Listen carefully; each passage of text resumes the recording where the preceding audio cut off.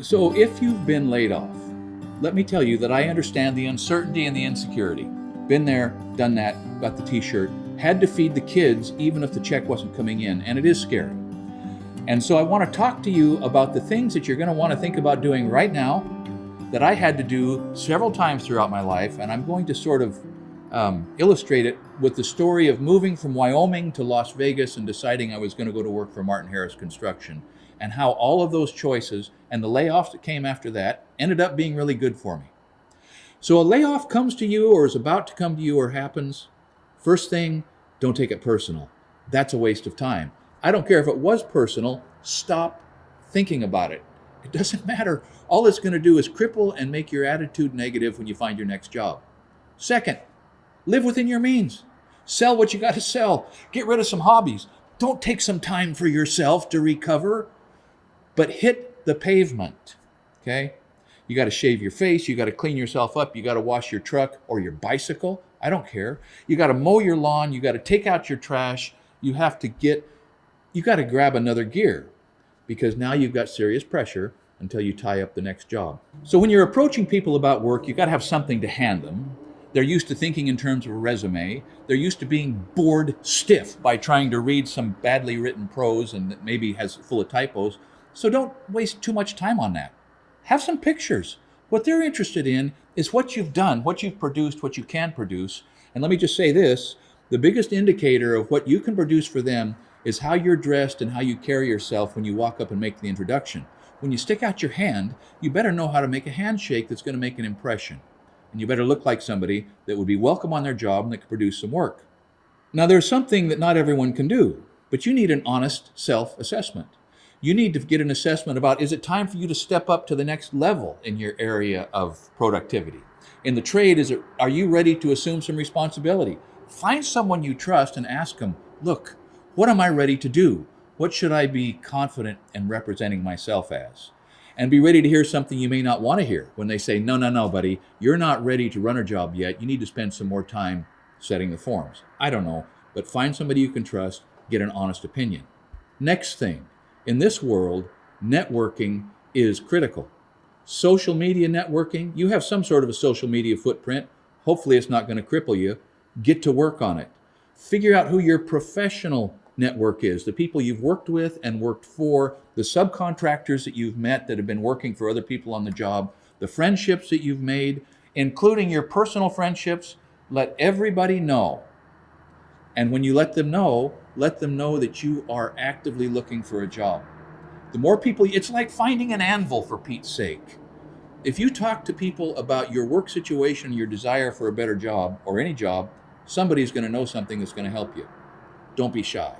Now, one thing, I've seen a lot of people make the mistake of filling out some online applications and then sitting anxiously by the phone while they're playing a video game, waiting for the phone to ring. Don't do that. Drive around, because in construction, the hiring happens when they are shorthanded in the moment. And if you show up on a job site and they need some help, buddy, they're going to send you to the office to fill out the paperwork and come back and go to work. And so that introduces the story I told you I was going to tell you about going to work for Martin Harris Construction in Las Vegas in 1986. I was living in Wyoming. Work ran out in Wyoming.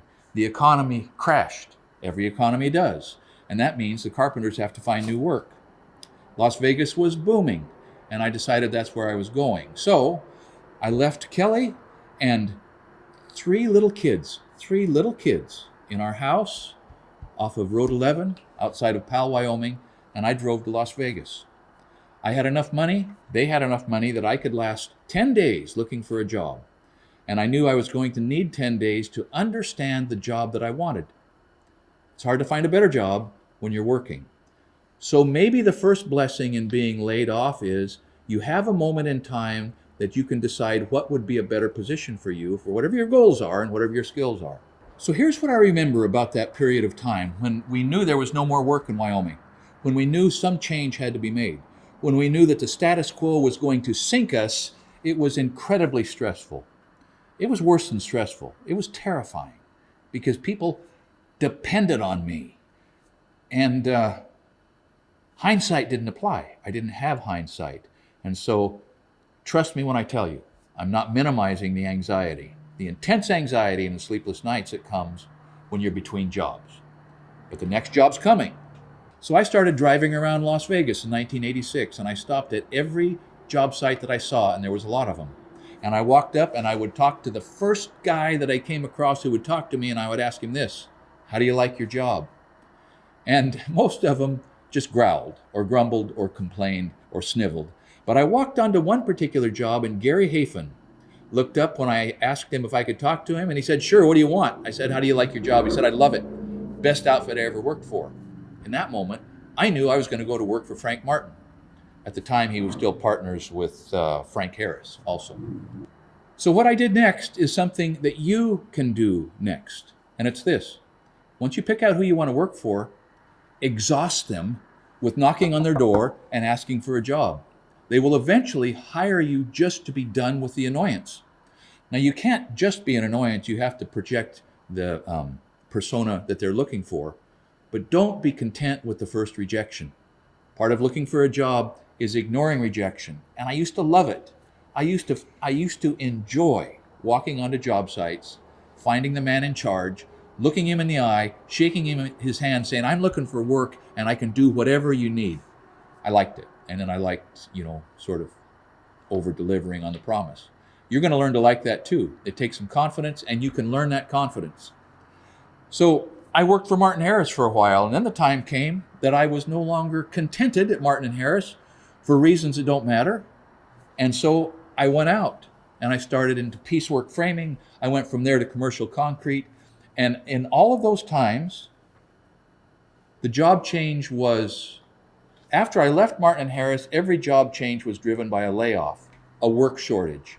And every single time it resulted in me finding a job that moved me further in my construction education, got me a pay raise, and introduced me to people that would be a huge help in my future.